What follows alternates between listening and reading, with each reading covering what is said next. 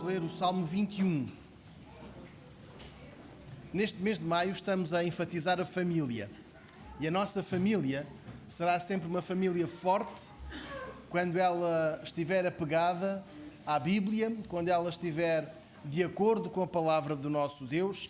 E nós queremos, neste tempo de culto, celebrar ao Senhor, lendo o Salmo 21.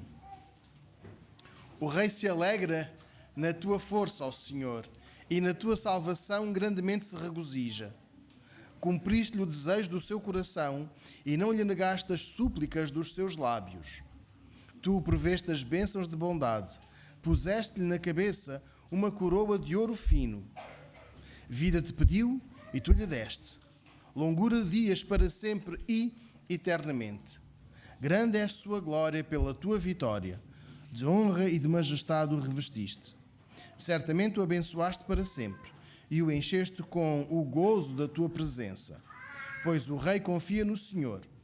Pelo constante amor do Altíssimo, nunca vacilará. A tua mão alcançará a todos os teus inimigos. A tua direita alcançará os que te aborrecem. Tu os farás como um forno aceso, quando te manifestares. O Senhor os devorará na sua indignação e o fogo os consumirá. A sua posteridade destruirás da terra e a sua descendência dentre os filhos dos homens. Embora intentem o mal contra ti e maquinem ardis, não podem prevalecer. Pois tu lhes farás voltar as costas e contra os seus rostos assestarás o teu arco. Exalta-te, ó Senhor, na tua força. Cantaremos e louvaremos o teu poder. Nós vamos louvar ao nosso Deus. E nós temos, todos os momentos de culto, temos a oportunidade de fazer uma contribuição que chamamos o Euromissionário. Esta não é a oferta da Igreja. Nós temos este tempo como uma oferta missionária. E este vaso que está aqui à frente, que é da Associação de Apoio e Expansão Missionário, tem a ver com um apoio a obreiros nacionais ou que trabalhem também em países de língua oficial portuguesa, que não têm o seu sustento garantido, e nós temos a oportunidade de cooperar com outras igrejas, e os irmãos podem ter acesso à folha informativa, onde nós podemos também canalizar o dinheiro que nós fazemos recolha semanalmente. Então, enquanto nós entoamos este cântico Hosana nas alturas, aqueles que desejarem podem fazer a sua contribuição para o Euromissionário com ordem, para nós não sermos aqui com a confusão, mas estarmos a também entregar ao Senhor o nosso Euromissionário enquanto entoamos o louvor ao nosso Deus.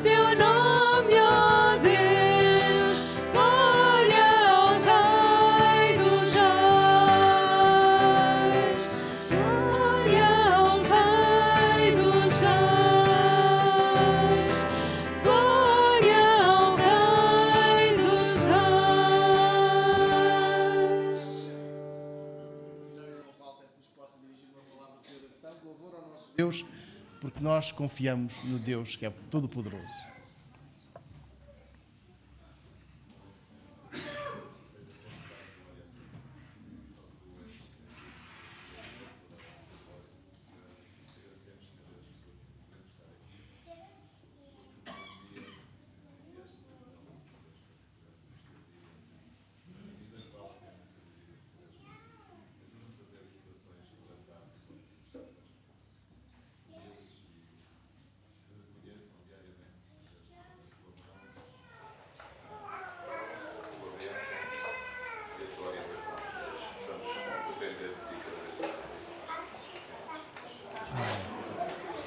O Salmo 21, versículo 7 diz: Pois o rei confia no Senhor, pelo constante amor do Altíssimo, nunca vacilará. Nós temos a certeza de que Deus é bom. E é o que vamos fazer entoando este cântico. Deus, Tu és bom e sabemos que a Tua misericórdia dura para sempre.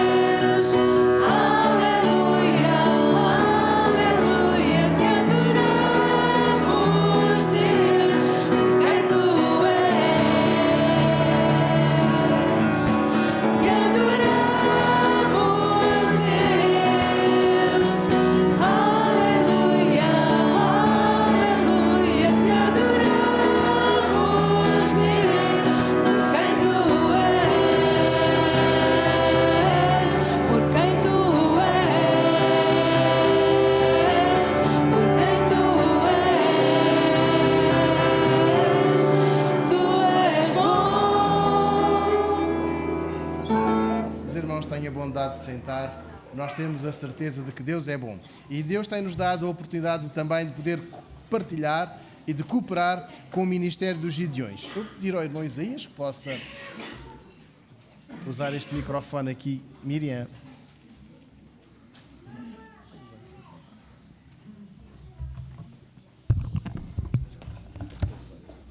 É igual, se calhar isto é melhor. Eu falo bem alto. Escuta, está com isto não?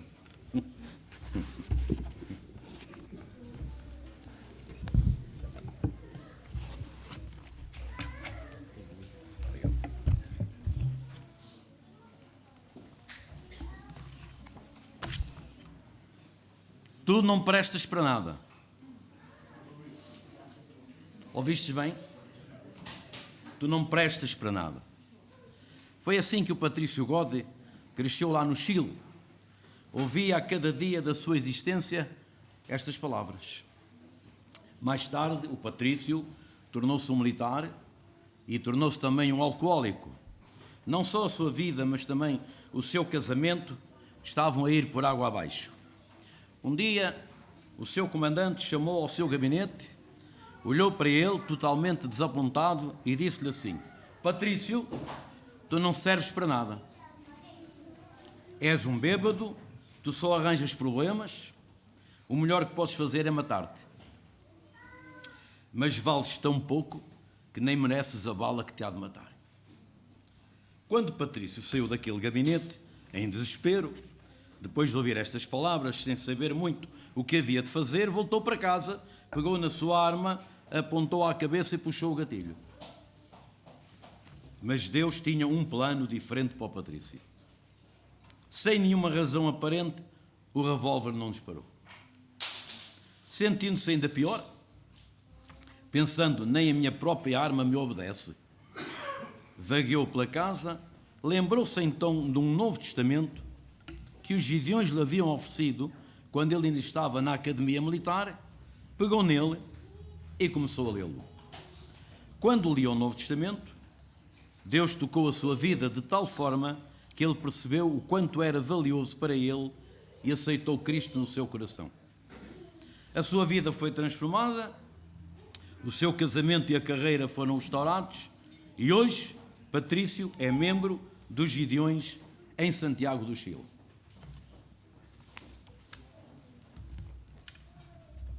Deixem-me perguntar, é a distribuição da palavra de Deus importante? A razão por que os Gideões continuam a distribuir o Novo Testamento é porque há muitas crianças e adultos que ainda não conhecem a palavra de Deus. Eu vou ser sintomático a falar, uma vez que o meu tempo também é limitado, e muitos irmãos conhecem bem o que são os Gideões, portanto, vamos tentar ser o mais rápido possível. Quem são os Gideões? Para aqueles que ainda não conhecem. Nós somos uma associação cristã internacional de homens de negócios ou profissões liberais. Porque é que este ministério existe? Só tem um objetivo, é ganhar almas para Cristo. Baseados na promessa de Isaías 55:11, que nós conhecemos, que diz: assim será a palavra que sair da minha boca, ela não voltará para mim vazia, antes fará o que me apraz e prosperará naquilo para que a enviei. Há um slide de quem somos os Gideões no mundo. Vou falar de alguns números porque também é interessante. Atualmente isto são dados de agora de março deste ano, somos 159.362 Gideões. Pode ser o outro slide que está a seguir, que assim as pessoas vão acompanhando os números, aí, outros, se desejarem. Aí vê-se mal, mas de qualquer modo eu falo daqui. 97.253 auxiliares, que são as esposas dos Gideões. Nós distribuímos a palavra de Deus, atualmente, em 200 países, em 109 línguas, e existem 12.227 campos de Gideões espalhados pelo mundo. Até março deste ano, nós distribuímos 2.534.296.031 Novos Testamentos. Só no ano 2022-2023, nós distribuímos 45.986.931 Novos Testamentos. Boa sementeira que tem sido efetuada. Em Portugal, levamos neste momento 3.800.000 Novos Testamentos distribuídos. Cada Gideão é membro ativo da sua igreja e dá um testemunho vivo de como o Senhor é Senhor da sua vida. Portanto, os Gideões têm que ser membros ativos de uma igreja evangélica. O nosso campo, há outro slide aí, que mostra o que é o nosso campo. Os Gideões em Portugal e em Viseu. Em Portugal nós somos 210 Gideões atualmente e 125 auxiliares. E em Portugal estamos distribuídos por 28 campos. Viseu é um dos campos que engloba uma área muito grande, como os irmãos podem ver, que é a zona da Guarda e a zona de Viseu. O campo de Viseu foi fundado aqui em 1986. Nós atualmente somos 10 gideões e 8 auxiliares. Temos membros da Igreja Batista de Viseu, temos membros da Igreja Batista de Mangualde, da Assembleia de Deus de Viseu e da Igreja Graça e Vida em Viseu também. Qual é o trabalho que é realizado pelos gideões? Como eu disse, é espalhar a palavra de Deus, é tornar conhecido o Evangelho de Cristo. Nós distribuímos a palavra de Deus em 5 áreas distintas. Vamos a lugares onde a igreja não tem permissão para entrar. Portanto, podemos dizer que somos o prolongamento da ação missionária de uma igreja. Nós distribuímos este pequenino nas escolas, nós distribuímos este que está aqui, escrito em português e inglês, nos hotéis e nas residenciais. Eu estive agora em Estremoz e na mesinha cabeceira, lá estava o Novo Testamento. Também distribuímos estes nos hospitais, o que está a ser muito difícil penetrar atualmente nos hospitais. Aqui em Viseu só conseguimos há dias entregar 100 e distribuímos este ao pessoal todo do hospital, que é o branquinho. São os 4 tipos de Novos Testamentos que nós distribuímos. Também nos quartéis militares, na GNR, na PSP, nos bombeiros, nas prisões. Estivemos agora, para aqueles que têm conhecimento disso, no Blitz do Alentejo. Também gostava de falar sobre isso. O que é o Blitz? O Blitz é de 2 em 2 anos, existe uma concentração no país, onde os gideões do país se deslocam e podem fazer um trabalho muito melhor do que sendo só 2 ou 3 que nunca mais conseguem acabar a sua zona toda. Então nós tivemos 33 gideões e 23 auxiliares agora, sábado, domingo, segunda e terça, em Estremoz, fazendo toda a cobertura da zona de Estremoz e de Évora. Posso-vos dizer que distribuímos 9.080 Novos Testamentos. Foi muitíssimo bom. Tivemos algumas rejeições. Eu vou se alongar mais 2 ou 3 minutos, façam-me sinal, ou dê-me um tiro para eu sair logo daqui para fora, se faz favor.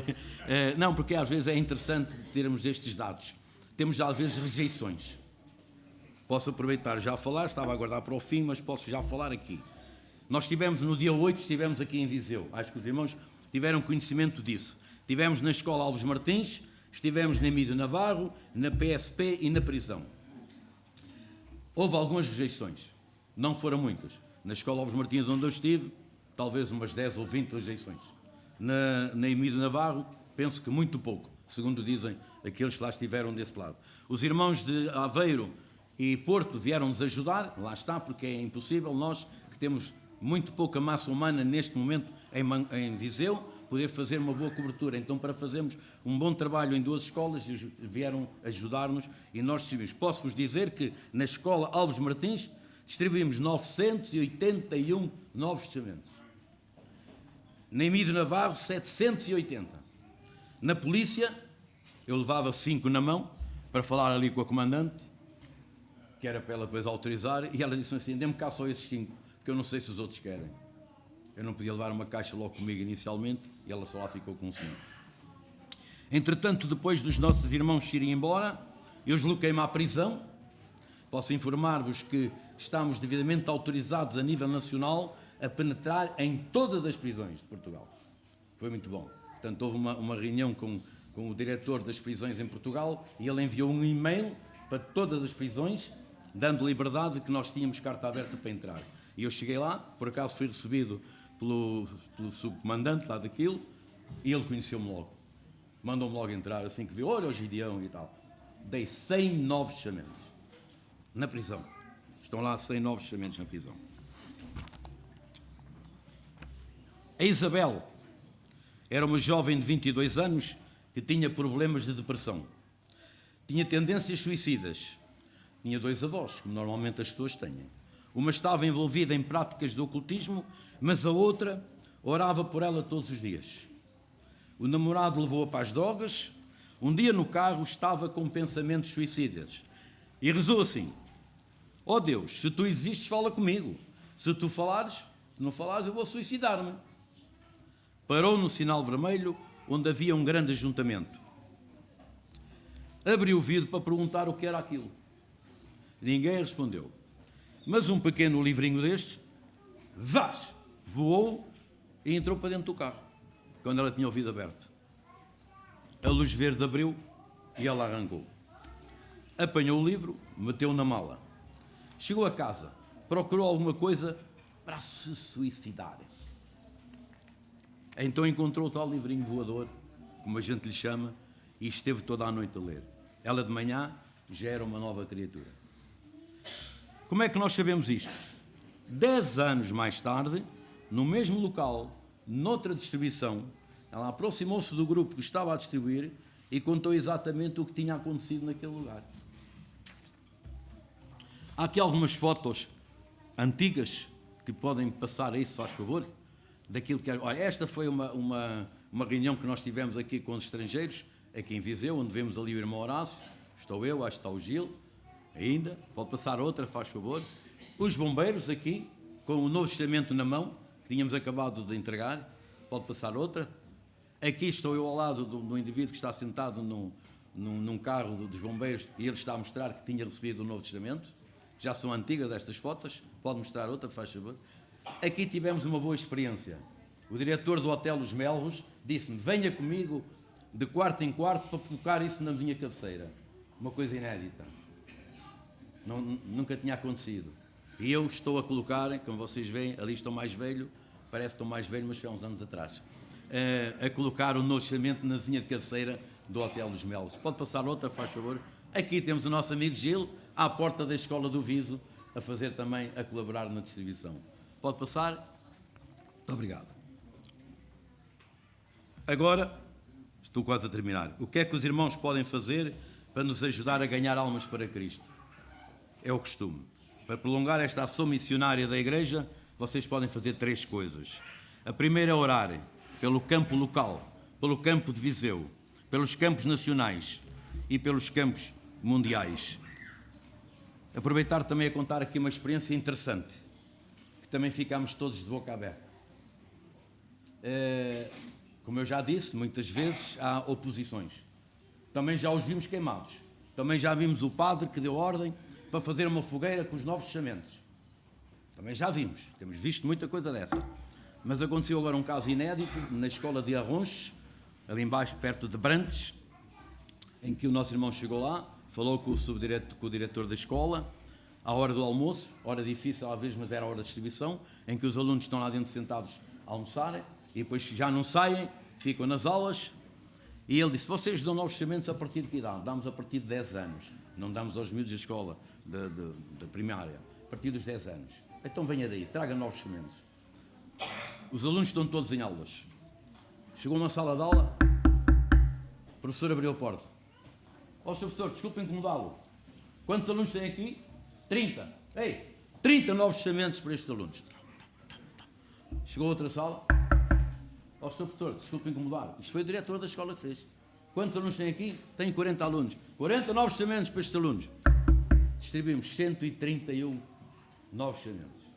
Foi uma experiência espetacular, que nunca tinha acontecido. Se é homem de negócios ou profissão liberal e sinta este desejo, torne-se um Gideão. Acho que é algo importante nós sentirmos compaixão por aqueles que estão rumo ao inferno.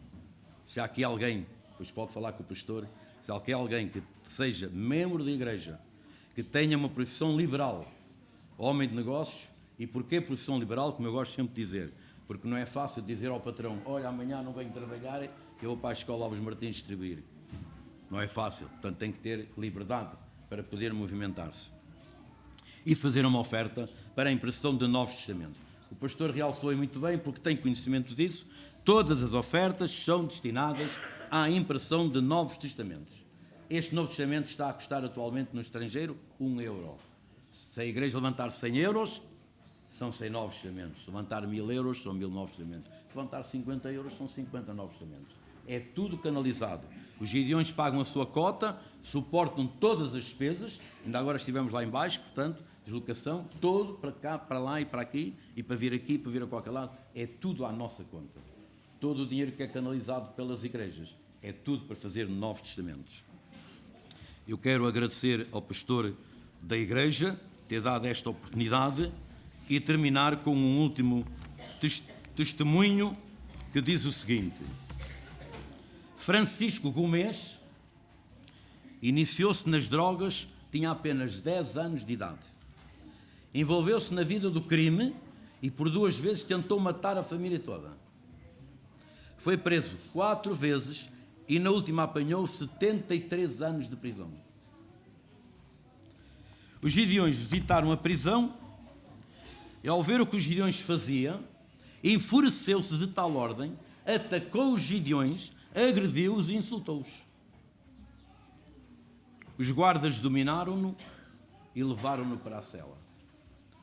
Ficou enfurecido, rasgou o casaco, trazia vestido e atirou o casaco contra a parede.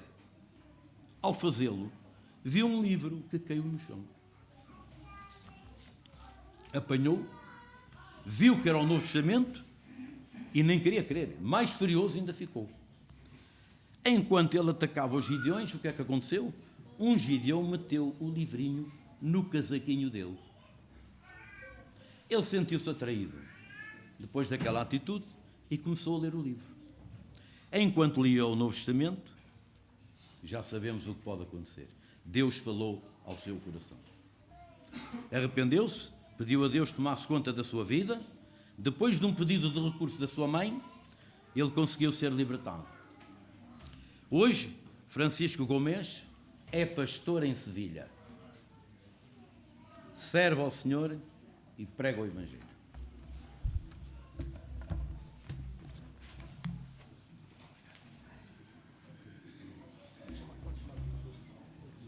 O Fernando Fazenda e o Nicolau podem chegar aqui. O Gil também. Irmãos, nós vamos orar pelos nossos irmãos. Eu pedi que eles venham aqui à frente. E é importante, não tanto aqueles números que o irmão Isaías realçava, nós memorizarmos, mas nós memorizarmos que 2 escolas secundárias, a esquadra da PSP e o estabelecimento prisional receberam Novos Testamentos. E o que é que nós vamos fazer? Vamos pedir a Deus, e nós estivemos a orar por vocês nessa quarta-feira, estivemos a orar por vós. Vamos hoje orar pelo ministério que Deus confiou a estes irmãos e por outros irmãos. Vamos orar, irmãos. Pai do céu, somos gratos pela vida dos teus servos. Obrigado por estas palavras que ouvimos, que nos estimulam a pedir-te que os abençoes, que os protejas, que os encorajes, que os motives todas as vezes que saírem para falar de ti. Abençoa este ministério, que seja feito para a tua honra e para a tua glória, e que mais pessoas venham ao conhecimento da salvação, leiam a tua palavra através deste ministério. Abençoa-os. É o que pedimos em teu nome, Senhor Jesus. Amém. Obrigado, irmãos. Muito obrigado, irmão. Tem vontade de sentar. Irmãos, nós vamos fazer o levantamento da nossa oferta. E há pouco mencionava que esta oferta, a oferta que for levantada hoje, reverterá para este ministério dos Gideões Internacionais. Queremos fazê-lo em amor e vamos entoar um cântico ao nosso Deus, de quem é merecedor, digno da nossa adoração. Convido o irmão Rogério, o irmão Lourenço, que nos auxiliam com o levantamento da oferta, que hoje, repito, será entregue, canalizada para o Ministério dos Gideões Internacionais. Então, enquanto nós entoamos este cântico, Tu és digno, vamos entregar também a nossa oferta ao nosso Deus.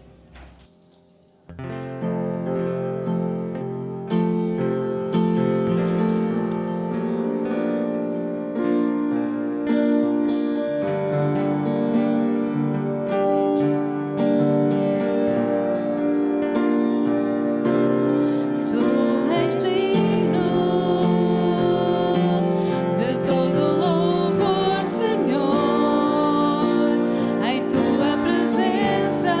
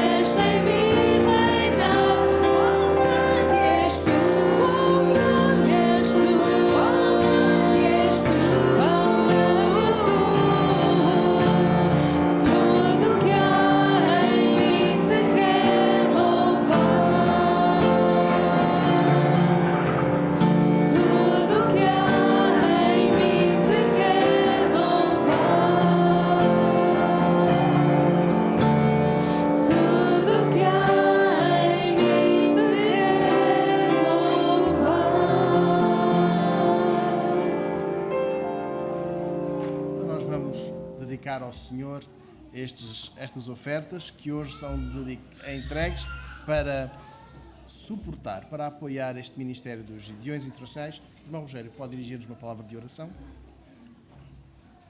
Damos-te graças, Senhor Deus, porque estamos mais uma vez aqui reunidos em Teu nome, ó Deus, para louvar e engrandecer o Teu nome, Senhor, para aprender mais a Tua palavra.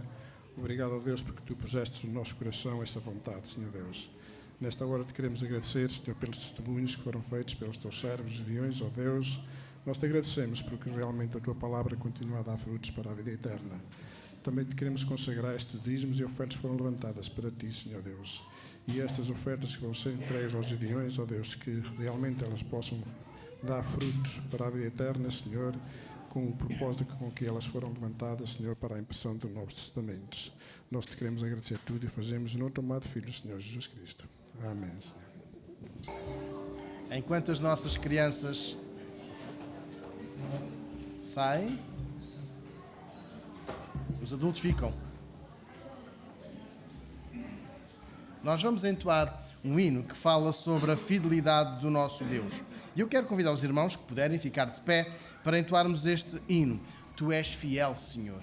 E Deus é fiel conosco sempre. Não é fiel ao domingo, não é apenas fiel para alguns, mas nós cantamos que Deus é fiel. E quando Deus é fiel, nós rendemos-lhe o louvor, porque Ele é sempre fiel e nós rendemos sempre o nosso louvor.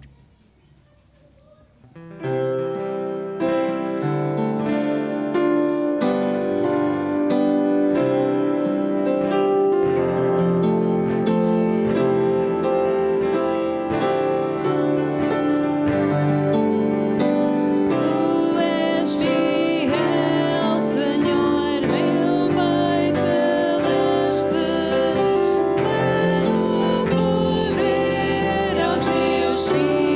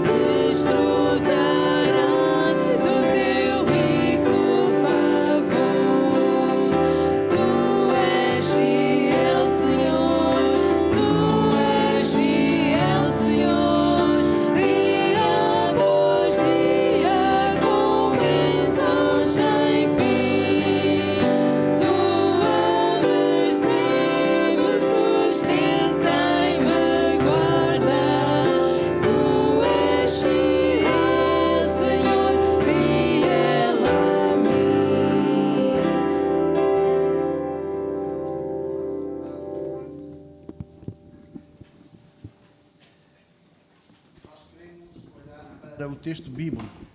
Queremos olhar para a nossa família e perceber a felicidade que a mesma tem. Quero convidar o André. Ele hoje será o pregador nesta manhã. Ele vai expor-nos a palavra de Deus. E nós queremos ouvir o que Deus tem para nos dizer. O que Deus tem para nos dizer através da sua palavra.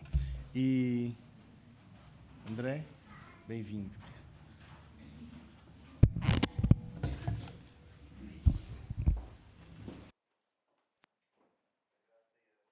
Jesus, novamente dar as boas-vindas e saudar todos aqueles que nos visitam com a graça do nosso Senhor Deus. E esta manhã, e agradecer ao pastor por mais uma vez o voto de confiança que me deu e sobretudo encerrar um tema tão importante para a vida da igreja como é a família. E hoje nós encerramos mesmo a temática da família neste mês de maio, e eu ia convidar a todos aqueles que puderem a irmos até Gênesis capítulo 21. Gênesis capítulo 21.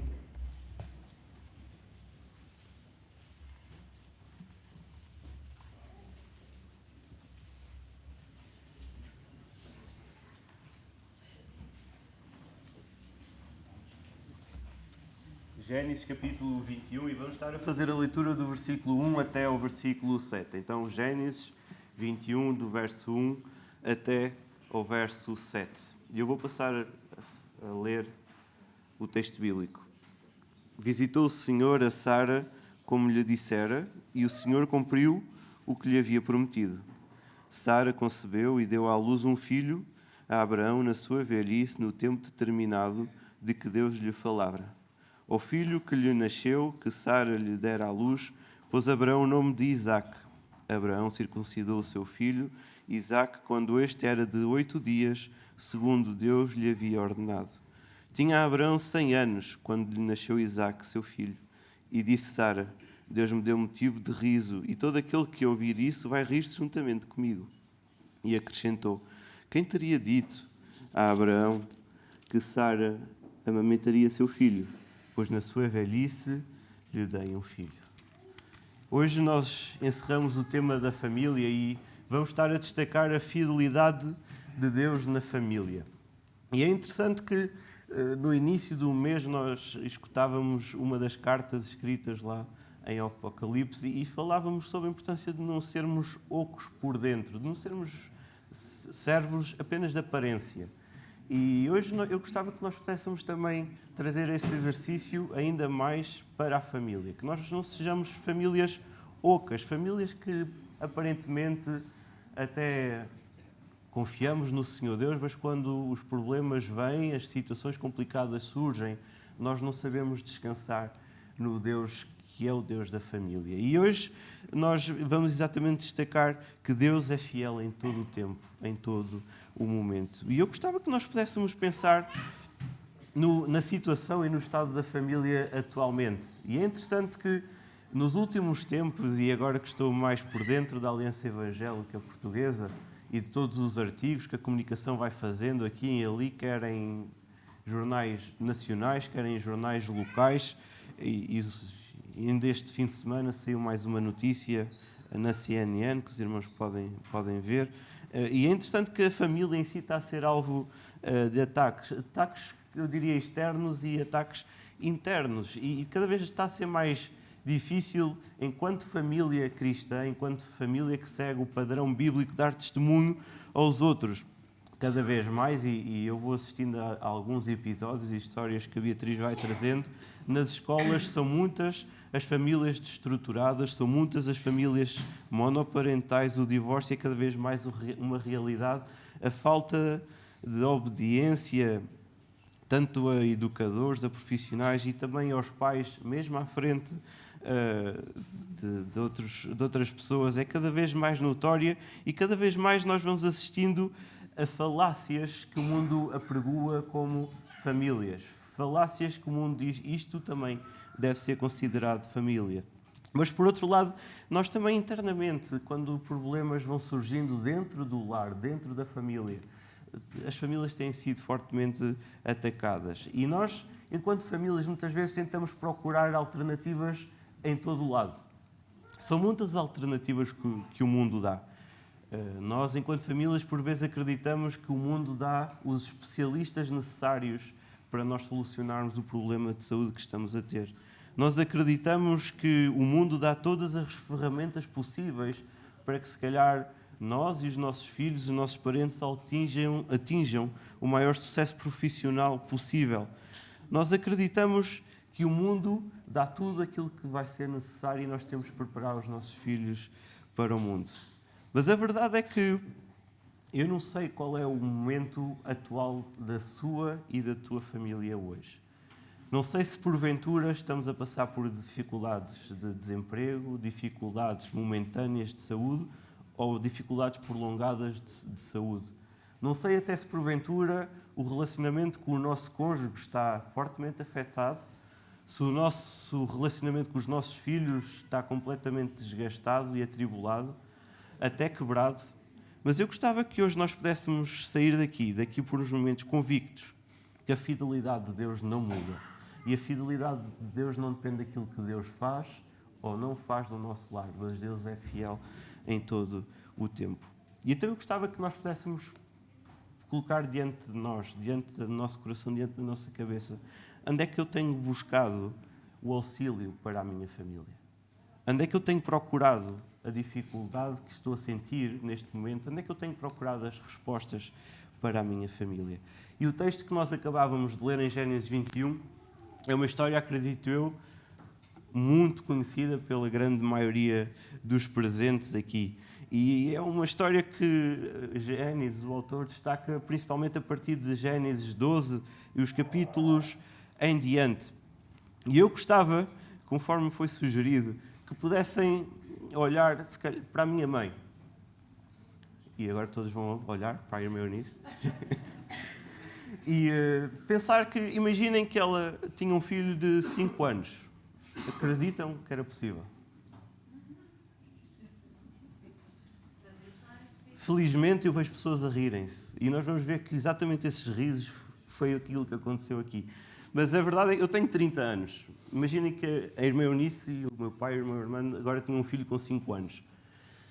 Desde o tempo em que Deus prometeu a Abraão que iria ter um filho, a sua promessa, até exatamente Isaac nascer, decorreram 25 anos.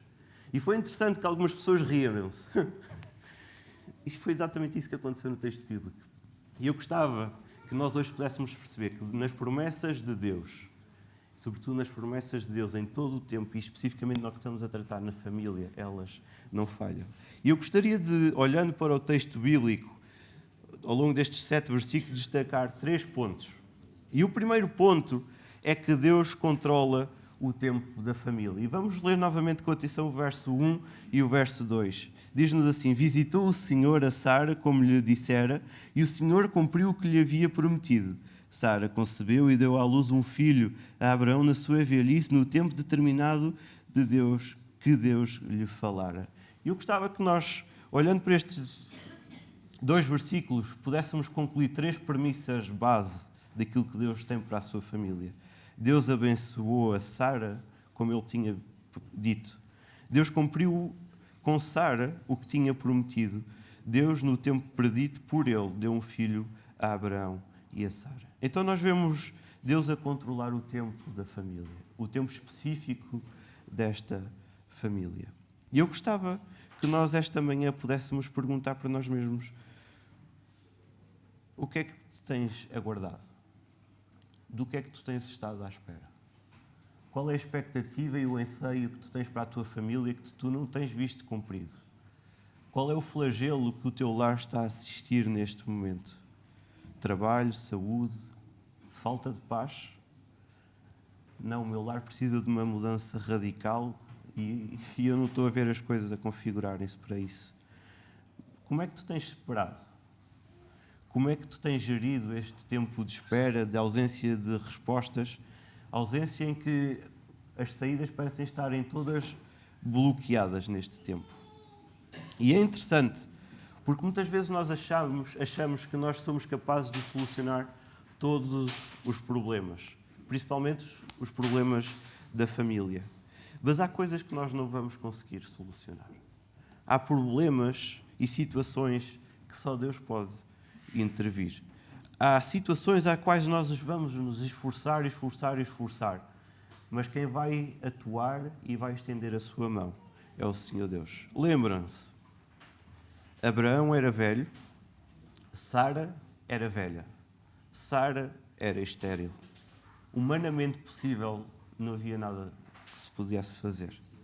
Mas eu gostava que nós pudéssemos olhar que, da mesma maneira que Deus controlou o tempo do nascimento de Isaac, eu gostava que hoje nós, ao fechar este mês, nós pudéssemos perceber que Deus também pode controlar o tempo da nossa família. Então, não sei se momento difícil, momento de alegria, momento de turbulência ou momento de paz.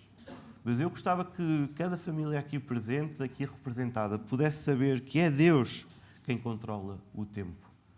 E há coisas que nós apenas podemos descansar na sua presença, deleitar-nos na sua presença. E igualmente, conforme eu dizia, que passaram 25 anos desde Gênesis 12 até Isaac nascer, e eu gostava que nós pudéssemos perceber que nós não devemos acelerar em algum momento o tempo do Senhor Deus. Muitas vezes nós temos muita pressa para as coisas solucionarem-se. Posso partilhar que a mim me estava a fazer um bocadinho de confusão como é que o Mateus, e podem falar comigo à vontade, eu sou um livro aberto, mas estava-me a fazer muita confusão como é que aos 15 meses o Mateus ainda não estava a caminhar. E ia partilhando aqui ali, as pessoas diziam, descansa, no tempo dele, ele vai caminhar. E eu, semana após semana, via, ele não desenvolvia, e os meses ia pensando. E eu queria acelerar as coisas, forçava as mãos a caminhar. Preocupação, se calhar, de pai, acredito eu. Ele hoje já dá uns passos. E começou a dá-los no momento que eu, honestamente, não estava à espera. Era um final do dia, estávamos a prepará-lo para deitar e, de repente, ele começou a atravessar e a ir de mim para a Beatriz e para a cama por ele mesmo. O que é que eu podia fazer? No meu ímpeto, no meu interior, eu só queria acelerar o tempo. Mas a verdade é que Mateus precisava de um tempo específico. E no tempo dele, ele começou a dar os seus passos. É um exemplo simples, mas é um exemplo que se pode aplicar em tudo. Havia uma promessa que tinha sido feita a Abraão. Uma promessa que tardava. Mas ela veio no tempo certo. E conforme nos diz o texto bíblico, no tempo que foi predito por Deus. No tempo certo que Deus dissera que ele iria nascer. O segundo ponto que eu gostava de destacar esta manhã é olhar para os versos 3 e 4. Versículos 3 e 4 vão-nos falar da obediência que esta família teve para com Deus. Sim, eu estou a passar por problemas, eu não sei como sair, há muitas alternativas e a Bíblia diz, Deus controla o tempo, descansa nele, busca-o, encontra-o, que ele vai revelar-se. E depois de Deus controlar o tempo, vamos destacar a obediência de Deus na família. E é interessante que um ano do seu nascimento, Deus fez então 3 grandes anúncios firmes: a instrução, o tempo devido e o nome da criança. Eu gostava que os irmãos pudessem folhear até o capítulo 17, ou quem tem telemóveis, ir para trás. E é interessante que Gênesis 17, versículo 11, vai-nos dizer, instruções do Senhor Deus, circundarás a carne do vosso prepúcio, será isso por sinal da aliança entre mim e vós. E versículo 19, Deus lhe respondeu, de facto, Sara, tua mulher, te dará um filho, e lhe chamarás Isaque. Estabelecerei com ele a minha aliança perpétua para a sua descendência. Verso 21, a minha aliança, porém, estabelecê-la-ei com Isaque, a qual Sara te dará à luz neste mesmo tempo, daqui a 1 ano. Então vejam, 1 ano antes, no tempo predito, Deus faz 3 grandes anúncios firmes. Dá a instrução da circuncisão, diz quando é que vai nascer e, sobretudo, diz qual é a intenção do nascimento de Isaque. Fazer uma aliança perpétua. E eu gostava que pudéssemos refletir e pensar que Deus, para cada família, tem um propósito. Para cada situação, tem um propósito. Mas, acima de tudo, nós nos versículos 3 e 4, nós vemos a obediência de Abraão àquilo que Deus tinha feito. Abraão foi circuncidar Isaque. Abraão podia ter dado outro nome, mas ele deu o nome de Isaque, conforme Deus tinha lhe dito. E eu gostava que nós pudéssemos reparar que a obediência dá-se quando Isaque nasce. E muitas vezes nós, enquanto famílias, nós relaxamos quando as promessas de Deus e as coisas nos vão bem. É fácil nós relaxarmos na obediência a Deus. É fácil nós aqui e ali negligenciarmos o nosso compromisso diário e o compromisso enquanto família para Deus. Mas notem, a obediência de Abraão deu-se, neste caso específico, quando Isaque nasceu. E muitas vezes nós andamos... as coisas acontecem e esquecemos de agradecer a Deus. Sim, o Mateus não caminhava e agora o Mateus caminha e agora? Que eu agradeço a Deus por ele caminhar. Quando as vitórias surgem, não esqueçamos de agradecer a Deus. Não esqueçamos nunca de obedecer a Deus. Mas algo importante que eu gostava de destacar esta manhã é que a obediência a Deus não é medida em função daquilo que eu acho que Deus tem feito ou não na minha vida ou na vida da minha família. A obediência a Deus deve ser permanente, ela deve ser constante. E ainda que haja tempo de espera, tempos de bloqueio, tempos de dor e de sofrimento, ainda que nós não vemos o brilho que nós gostávamos de ver no nosso lar, a obediência a Deus não deve ser medida em função daquilo que Deus faz ou nós não o vemos fazer. Mas, por outro lado, eu gostava que nós pudéssemos também perceber que a obediência a Deus não é medida em função de momentos felizes ou não. O Senhor Jesus disse que no mundo vocês terão aflições. E a verdade é que passaram 25 anos de espera. É verdade que Sara, vemos que até entregou a Agar para que Ismael nascesse. No tempo certo, Deus consertou as coisas. No tempo certo, Deus fez Isaque nascer. E eu gostava que os irmãos também pudessem perceber que 25 anos de espera não significa que Deus não esteja a trabalhar. Mesmo no silêncio aparente de Deus, na nossa família, no nosso lar, na vida dos nossos filhos, na vida dos nossos cônjuges, Deus continua sempre presente. Deus continua sempre a trabalhar. O silêncio de Deus aos nossos olhos não significa que Deus esteja ausente. Significa simplesmente que nós não o estamos a ver. E ainda que nós não o estejamos a ver, o meu conselho, a minha sugestão, o meu apelo é que continue a buscar a Deus, que Ele vai se revelar. Continua a buscar a Deus sempre, sempre, sempre. Não relaxes, não procures alternativas do mundo quando o silêncio de Deus dura há 3 meses, 6 meses, 1 ano, 2 anos ou mais tempo. Deus pode estar em silêncio, mas Ele não está. Ele está a trabalhar sempre na sua vida, naqueles que são chamados de seus filhos. E o terceiro ponto que eu gostava de destacar, e adentrando no texto, é olhando para os versículos 5 e 6. E o versículo 5 e 6, eu gostava de destacar naquilo que é o reconhecimento do Senhor Deus. Diz-nos assim novamente: tinha Abraão 100 anos quando lhe nasceu Isaque, seu filho, e disse Sara: Deus me deu motivo de riso, e todo aquele que ouvir isso vai rir-se juntamente comigo. Novamente interessante, que quando eu disse que a minha mãe podia agora ter um filho, algumas pessoas saltaram uma gargalhada. Pergunto eu, se te disserem que Deus pode solucionar o problema em que a tua família está, o que é que nós vamos fazer? Vamos nós saltar uma gargalhada ou vamos nós prostrar-nos diante de Deus? Se nós te dissermos que Deus pode hoje mesmo solucionar o flagelo em que a tua vida e a vida da tua família está a atravessar, seja ela qual que seja, o que é que tu vais fazer? Vais-te rir ou vais prostrar-te em adoração diante de Deus que pode fazer o impossível? É interessante, porque nós, olhando para Gênesis 18, verso 12, os irmãos podem lá ir.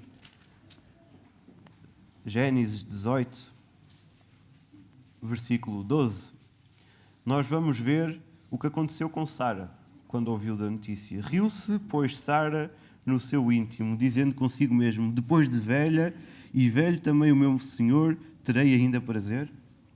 Sara riu-se.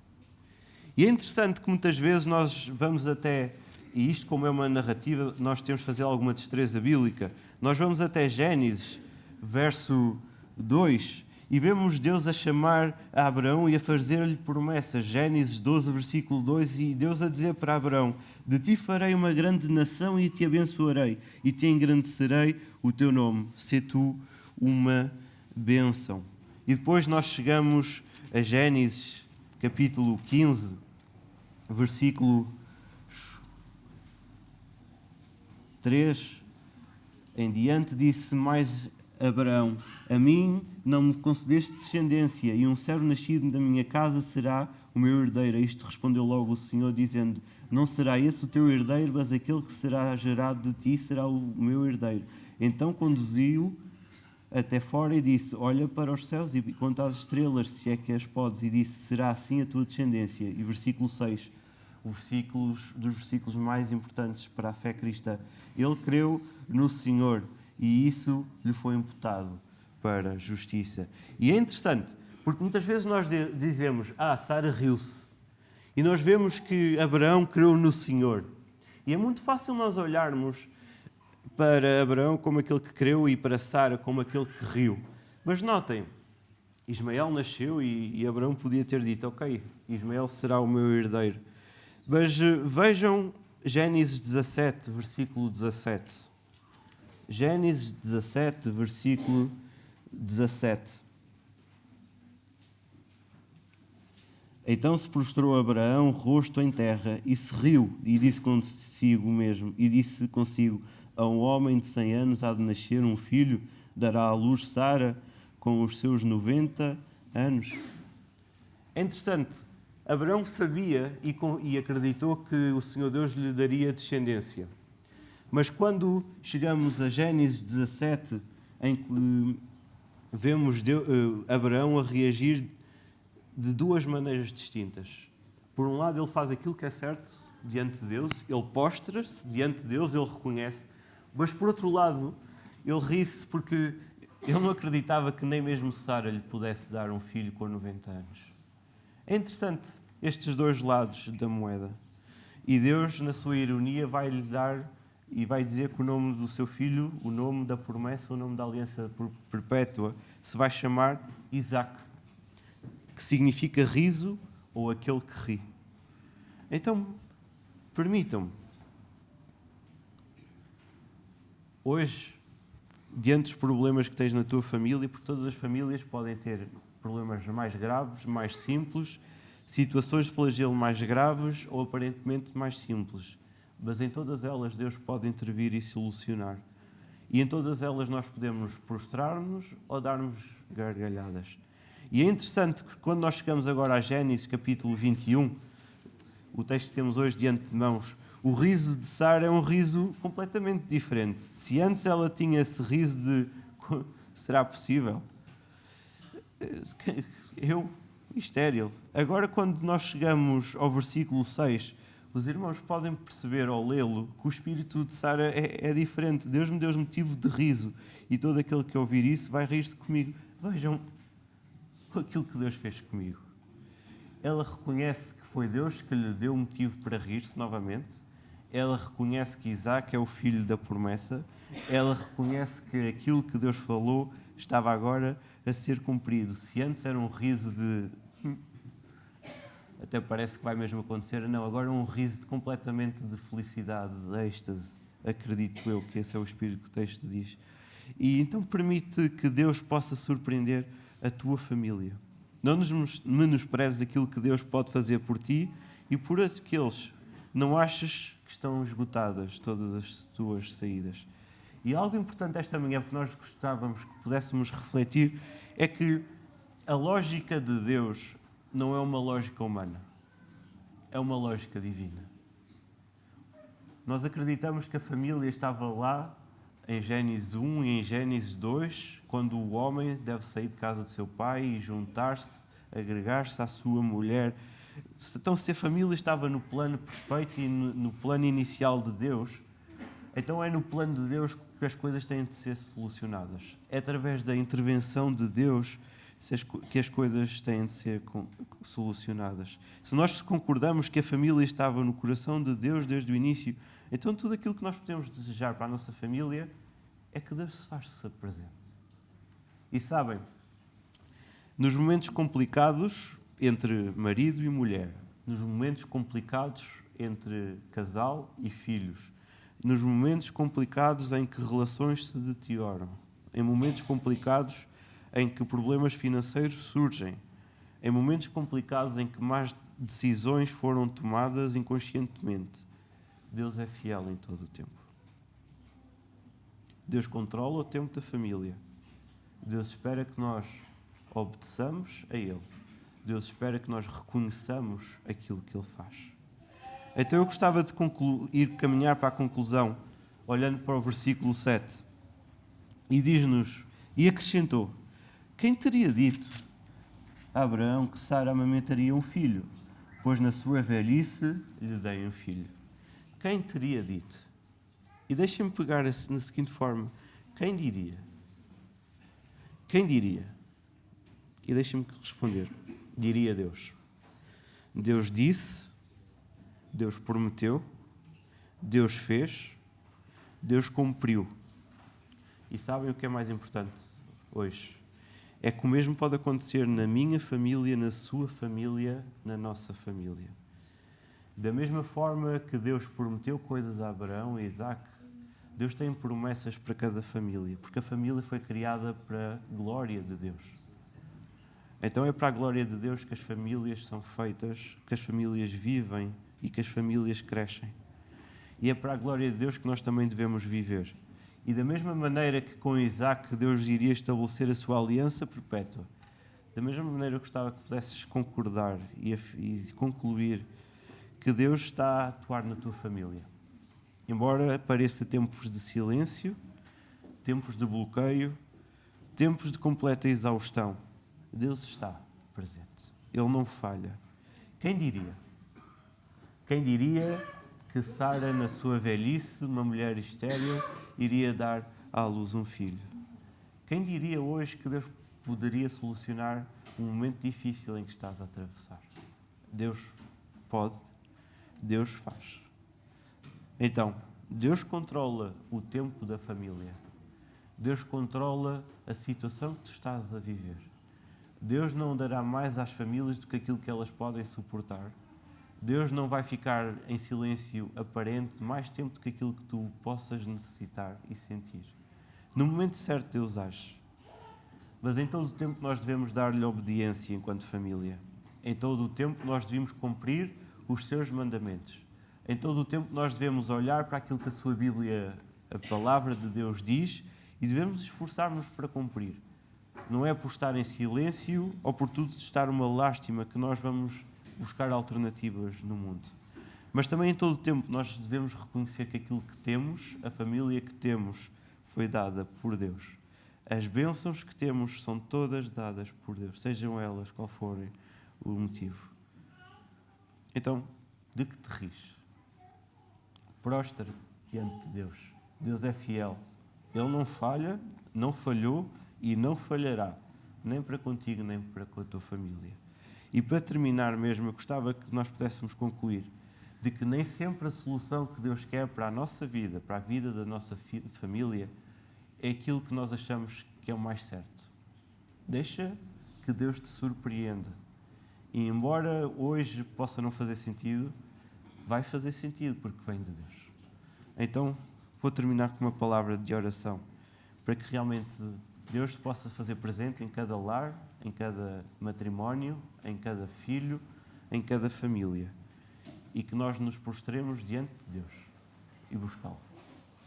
Senhor Deus, graças te damos pela família que tu criaste. Nós graças te damos porque tu usas-nos enquanto família para a tua honra e para a tua glória, Pai. E nesta manhã, Pai, nós queremos colocar-nos enquanto famílias, enquanto representantes de famílias debaixo do teu altar, Senhor Deus. e colocar-nos diante de Ti e dizer que só Tu podes consertar tudo o que está mal, só Tu podes dar resposta a tudo o que está mal. E nós sabemos que Tu controlas os tempos, Pai. Nós confiamos que Tu és um Deus soberano, um Deus que a Tua vontade é boa, perfeita e agradável, Senhor Deus. E aquilo que Tu nos pedes é que nós possamos confiar em Ti, que nós possamos buscar e, como o salmista diz, e tudo mais Tu farás. Então, Senhor Deus, faz com a nossa família tudo aquilo que nós não estamos a conseguir fazer, tudo aquilo que nós não estamos a alcançar, tudo aquilo que nós não estamos a conseguir corrigir, Senhor Deus. E que as nossas famílias sejam famílias obedientes ao Teu nome. Que as nossas famílias sejam famílias gratas por tudo aquilo que Tu nos dás diariamente. Famílias reconhecidas por todo o amor que Tu nos dás, por tudo aquilo que Tu tens feito e na certeza de tudo aquilo que Tu vais fazer, Senhor Deus. E que realmente os planos humanos, Pai, possam ser esquecidos e que a Tua vontade seja feita no nosso lar. Que Tu possas abençoar cada família, que Tu possas abençoar cada marido, cada esposa, cada filho e que em cada lar o Teu nome possa ser elevado. Em nome de Jesus nós oramos. Amém.